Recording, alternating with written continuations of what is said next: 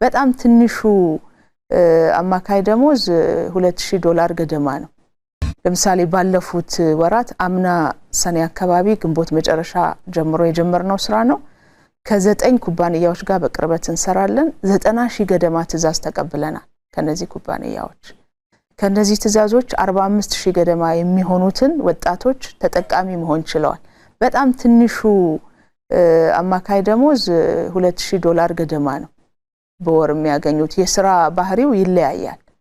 በሳምንት፣ በሰዓት፣ በወር፣ በወራት፣ ለአመት እያለ እንደየውሉ ሁኔታ ነው ዜጎች የሚሰሩት። ግን ትልቅ እድል ነው። እድሉን በተጠቀምን ቁጥር ብዙ ኩባንያዎች አንጻራዊ ጠቀሜታ አለን። ኢትዮጵያውያን ያለንበት ቦታ፣ የሰዓት ሁኔታችን፣ የታይም ዞናችን ምቹ ነው በጣም።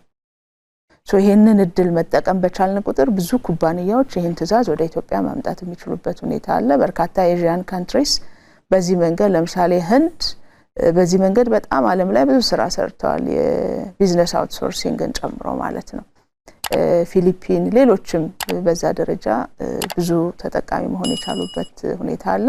ኢትዮጵያውያንም ዓለም ላይ የተፈጠረውን እድል እንድንጠቀም በዚህ አጋጣሚ ጥሪ ማስተላለፍ እንፈልጋለን።